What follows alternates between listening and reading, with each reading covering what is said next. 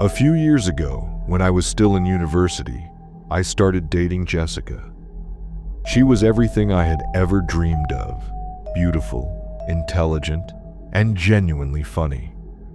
There wasn't a single flaw I could see in her. She felt too perfect, almost like she belonged to a different world than mine.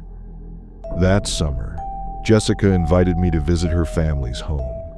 She had told me bits about her parents. Her mother worked long night shifts as a nurse, and her father had been unwell for years. He rarely left the attic room where he stayed, and she admitted she hardly ever saw him. "It's just how things have been," she said with a small, uneasy smile. "I think he prefers it that way." The house, when I arrived, was warm but oddly quiet.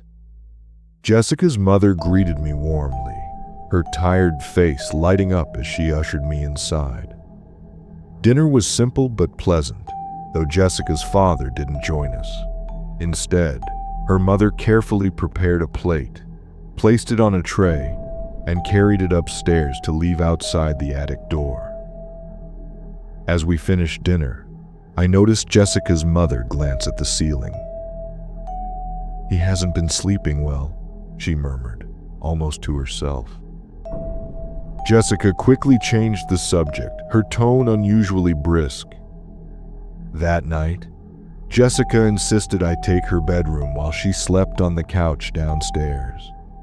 She joked that she'd been preparing for my visit for days, fluffing pillows and cleaning every corner of the room. Grateful, I settled into bed, feeling welcomed, but slightly uneasy. As I drifted off, I thought about the attic. I hadn't seen her father, not even a shadow. Something about the way they spoke of him felt off. I was jolted awake by a sound in the middle of the night. At first, I thought it was the creak of the old house settling, but then I heard it again. A faint rustling, like something moving. My eyes adjusted to the darkness and my heart froze.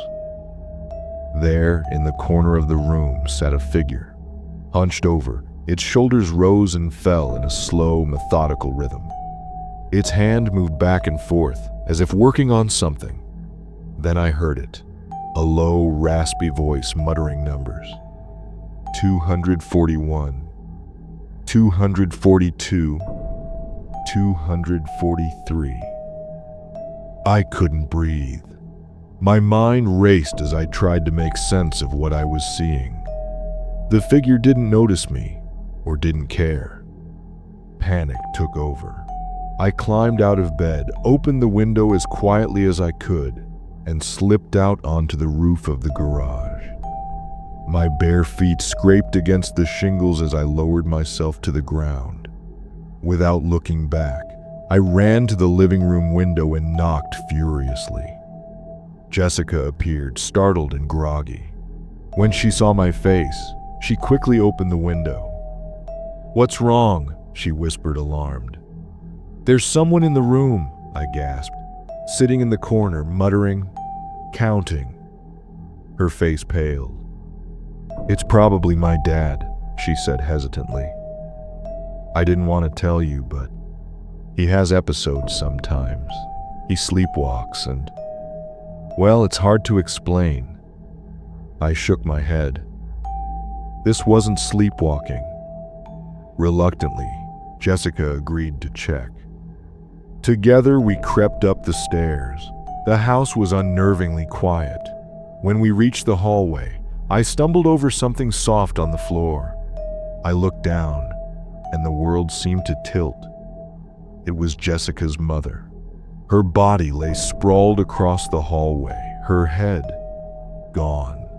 Blood pooled around her, soaking into the carpet. Beside her was a bloodied meat cleaver.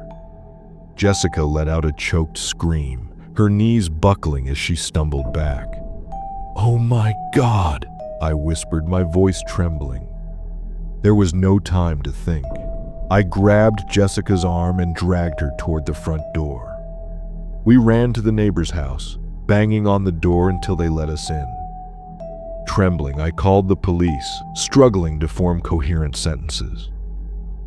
Within minutes, patrol cars arrived. Officers drew their weapons and cautiously entered the house.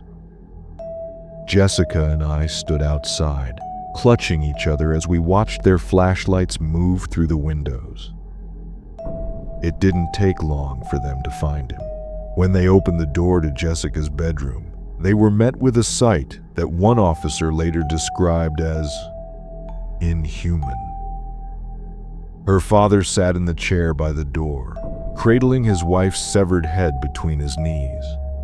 His face was eerily serene, his fingers meticulously plucking out strands of her hair. 536, 537, 538. The counting continued, even as the officers shouted at him to drop the head. When they finally subdued him, I could still hear his voice. That slow, methodical counting echoed in my mind for weeks after. Jessica and I never spoke again. She moved away shortly after the incident, and I never found out what happened to her father.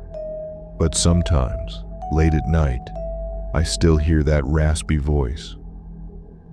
241, 242, 243.